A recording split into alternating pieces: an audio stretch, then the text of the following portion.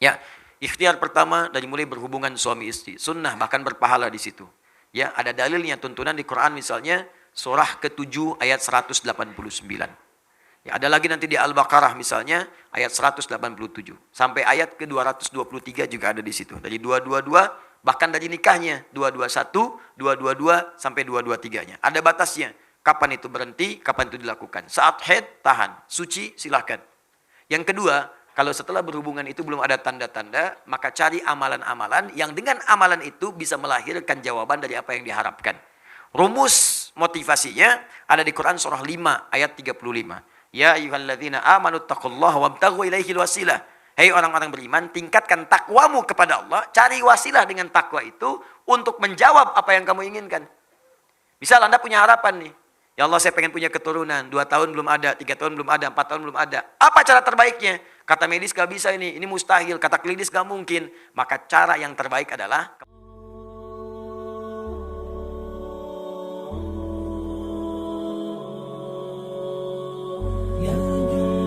adik saya sudah lama menikahnya, tetapi belum kunjung juga dikaruniai anak. Semoga Allah insya Allah berikan kemuliaan dan dijawab dan diberikan keturunan yang saleh-salihah insya Allah. Ternyata ada masalah sampai pada berita terakhir yang disampaikannya yaitu tuba fallopiannya sudah diangkat. Nah dia berencana program kehamilannya dengan bayi tabung.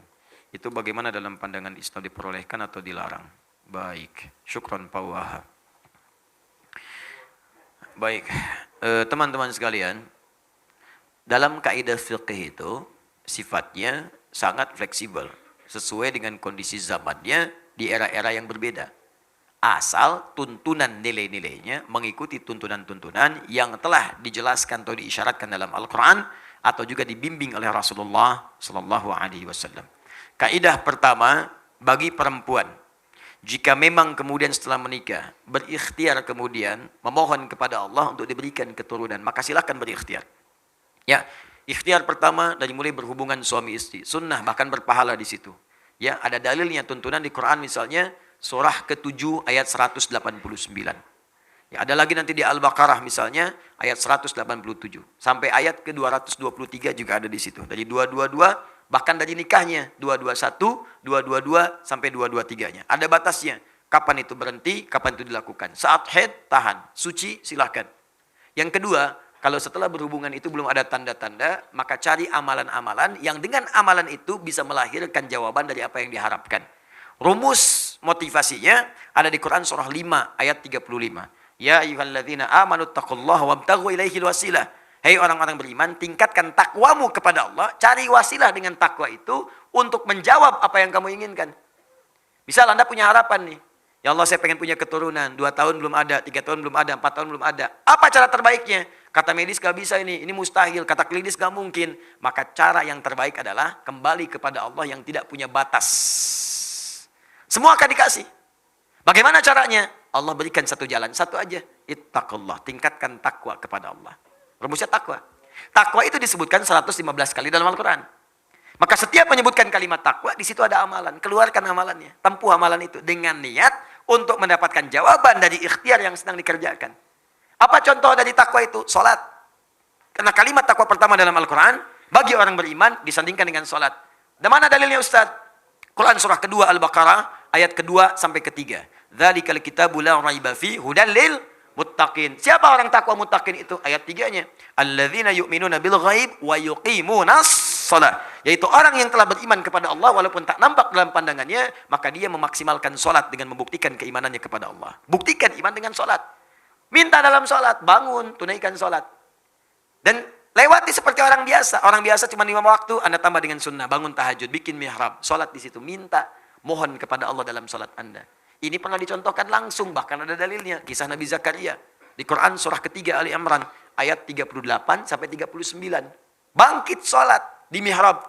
Begitu sholat, berdiri, minta kepada Allah. Dalam berdirinya mohon. Ya, hunalika da'a Zakaria Rabbah. Di mihrab itu saat sedang sholat, Nabi Zakaria bermohon kepada Allah Rabbnya. Ya, ingat ya, sholat itu hal yang sangat penting untuk bermohon. Karena itu secara fikih, sholat disebut doa. As-sholatu hiya doa. Sholat itu doa. Jadi kalau sedang sholat minta, ada 4 posisi yang paling strategis. 4. 1 berdiri, 2 saat rukuk, 3 saat sujud, keempat sesaat sebelum salam. Strategis untuk memohon kepada Allah, minta. Makanya dulu semua nabi, orang soleh itu kalau punya hajat, sholat. Minta. Sholat. Dalam sholat kita tuh 5 kali, minta. Hajat kita apa? Minta. Ya, kalau ada yang mendesak, misalnya datang ke masjid, tahiyatul masjid, minta sholat. Lihat waktunya, kalau duha, dalam sholat duha minta. Syuruk, minta syuruk. Malam tahajud, minta. Semua nabi, sholat. Kalau nggak percaya, lihat di Quran. Quran surah ke-20 ayat ke-14. Nabi Musa sholat. Nabi Isa sholat. Quran surah 19 ayat 31 sampai 33. Nabi Ismail tadi sholat. Quran surah 19 ayat 55. Bahkan minta keluarganya sholat. Wa kana ya'muru ahlahu bis sholat. Minta keluarganya sholat. Para nabi nyuruh keluarga sholat. Anda bayangkan. Nabi Muhammad minta. Bukan cuma anaknya Fatimah misalnya. Tapi juga suaminya, menantunya. Ali bangun, minta sholat. Minta. Apa yang dikatakan Nabi Zakaria dalam sholatnya? Qala rabbi habli min ladunka dzurriyyatan thayyibah innaka sami'ud du'a. Ya Allah, mereka memvonis aku tidak mungkin punya keturunan. Mereka katakan mustahil karena istriku divonis secara medis itu menopause dan mandul. Maaf. Habli dari kata wahab. Wahab itu artinya pemberi yang tidak punya batas. Sifat Allah memberi yang tidak punya batas. Wahab. Ini dahsyat. Ini kalau ingin berdoa awali dengan nama Al-Asmaul Husna. Ayatnya jelas, Quran surah 17 ayat 110. Qulid Allah awid Rahman ayyamma tad'u falahul asmaul husna. Kalau punya hajat sebut nama Allah atau Ar-Rahman atau cari nama yang sesuai dengan hajatnya. Kalau butuh rezeki ya Razzaq. Besok mau ujian ya Alim, ya. Ini pengen punya sesuatu, kata manusia terbatas, cari yang tanpa batas. Wahab. Wahab permintaannya disebut hab. Kalau untuk banyak hablana, untuk sendiri habli. Qala rabbi habli min ladunka dzurriyyatan thayyibah. Ya Allah, saya mohon anugerahkan dari sisimu saja ya Allah. Engkau pemberi yang tidak punya batas. Mereka katakan saya terbatas. Aku mohon kepadamu yang tidak punya batasan ya Allah. Anugerahkan aku keturunan dari sisimu saja. Engkau pasti mendengar doaku. Kalau pada yang maha mendengar pun tidak dikabulkan, kepada siapa lagi aku mesti memohon. Itu dipanjatkan dalam keadaan berdiri, masih berdiri dalam sholatnya. Tiba-tiba kemudian selesai berdoa. Sholat belum selesai, masih selesai berdoa, masih berdiri dalam sholat. Turun jawaban malaikat. Ayat 39-nya, surah 3 ayat 39. Fanadathul malaikatu wa huwa qa'imun yusalli fil mihrab. Turun malaikat menyeru sedangkan beliau masih berdiri di mihrabnya, sedang sholat. Di sholatnya belum selesai. Anda bayangkan dahsyatnya berdiri, dahsyatnya dalam sholat. Berdoa dikabulkan, sholat belum selesai. Ustaz kalau sudah dikabulkan begitu, nggak usah diterusin aja apa sholatnya Ustaz ya? Enggak juga.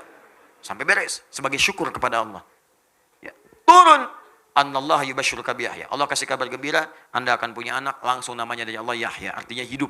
Yang mustahil lahir dari rahim seorang perempuan yang monopause dan mandul. Kata medis, kata Allah nggak ada yang mustahil, lahir dan hidup dia.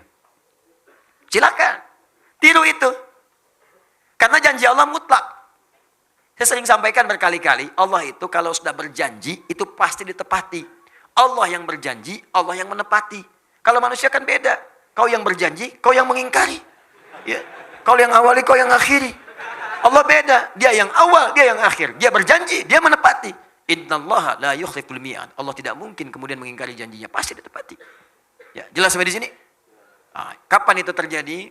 Cari situasinya sampai dengan Anda membaca kalimat iyyaka na'budu wa iyyaka nasta'in. Itu perintah di Quran surah kedua ayat 45. Wasta'inu bisabri wassalah. Kalau punya masalah, sabar dulu lalu minta dalam salat. Wasta'inu, minta. Kita akan minta nasta'in. Kita mohon iyyaka na'budu wa iyyaka nasta'in. Maka dijawab di hadis qudsi. Qala Allah azza wa jalla, hadza baini wa baina 'abdi wa li 'abdi ma sa'al. Ini perjanjian antara aku dengan hambaku. Kalau hambaku benar salatnya sampai bacaan ini, apapun yang dia minta sekarang aku akan kabulkan. Saya pernah ajarkan ini pada beberapa kalangan. Ya, ini dari Qurannya bukan dari saya. Kalau Anda yakin Allah pasti berikan. Masya Allah, ada yang 7 tahun, 8 tahun, sekian tahun dia praktekkan. Tidak menunggu lama, tiba-tiba kirim foto mihrabnya. Ya. Ubira, sampai teriak, sampai nangis. Sudah bertahun-tahun, tiba-tiba terjadilah itu. Allahu Akbar, indah. Dan ternyata sesuatu yang diraih dengan cara yang lama itu, keindahannya lebih lama. Dan kebahagiaannya lebih terasa. Sama anak kayak muter-muter, nyari cendol kan. Udah muter lama, 2 jam ketemu. Makannya lebih enak kan. Lebih nikmat minumnya. Bahkan teh pun tanpa gula, serasa manis. Demi Allah sih, lari-lari minum teh. Rasanya enak banget. Pagi berdua sama istri. Ya, sayang kurang manis, lihat aku aja. Masya Allah diminum. Kok pahit ya? Enak aja gitu, nyaman, nikmat. Itu. Dia udah lama nunggu-nunggu begitu lahir, indah. Masya Allah lagi, dilihat-lihat sayang-sayang, kecup-kecup dan sebagainya, dan didoakan. Nah, kasus yang terakhir, ini agak berbeda. Dalam kondisi, tidak seperti itu. Kondisinya di luar normal, turba falopinya diangkat. Setiap yang di luar normal, maka kaidahnya mustasnayat, dikecualikan dari yang biasa. Dikecualikan dari yang biasa. Kalau kondisi darurat, maka kaidah fikihnya ad-daruratu tubihul mahdzurat. Sesuatu yang darurat bahkan diperkenankan melakukan sesuatu yang tadinya dilarang. Apa diantaranya? Hamil di luar rahim itu pasti mustahil. Karena sepanjang ada rahim. Sekarang rahimnya tidak ada. Maka dalam kondisi darurat boleh kemudian asal hak syariatnya tidak dilanggar. Silakan bayi tabung misalnya. Ya. Dengan catatan sperma dengan ovumnya dikumpulkan dari hasil yang halal. Suami istri sudah berumah tangga. Ya. Tubak falopi diangkat. Nggak mungkin secara medis kandung misalnya. Dia nggak bisa nih. Rahimnya udah bermasalah. Maka silakan sperma suaminya dengan ovum istrinya dikumpulkan jadi satu. Diproses di situ. Silakan dikembangkan. Tumbuh. Lahir misalnya. Alhamdulillah. Ada yang jalan rahimnya masih ada. Tapi untuk keluar nggak mungkin. Ada yang terhalang. Ya, nggak mungkin. Terjadi kasus kemarin. Salah satu jamaah kita seperti itu. Nggak mungkin. Tertutup luar biasa. Untuk hamil. Ya, dia bisa kemudian mengandung untuk melahirkan. Tapi untuk jalan masuk spermanya nggak ada, terhambat dia. Susah. Maka disimpan kemudian, disatukan, diproses di luar, disuntikkan kemudian ke dalamnya. Ngandungnya di situ juga, lahir. Sah. Boleh. Dengan catatan, sperma dan ovum itu disatukan dalam proses yang sah. Ada akad di situ. Yang tidak boleh, belum nikah, bayi tabung yuk. Misalnya, itu nggak boleh. Nggak boleh. Disatukan, suntikan ke rahim misalnya, nggak bisa, nggak mungkin. Jelas ya? Paham ya? Boleh silakan. Program kembar boleh misalnya, ya. Kembar yang terbaik itu bermohon kepada Allah Subhanahu wa taala. Minta. Ya Allah, saya ingin misalnya anugerahkan kepada saya ya Allah anak yang kembar supaya keduanya bisa berjihad di jalan-Mu. Keduanya bisa melengkapi ya Allah menjadi penghafal Quran. Keduanya bisa memberikan mahkota ya Allah. Niatkan seperti itu. Ya, kalau diniatkan ibadah biasanya akan cepat dikabulkan oleh Allah. Tapi kalau urusan dunia itu biasanya agak lambat.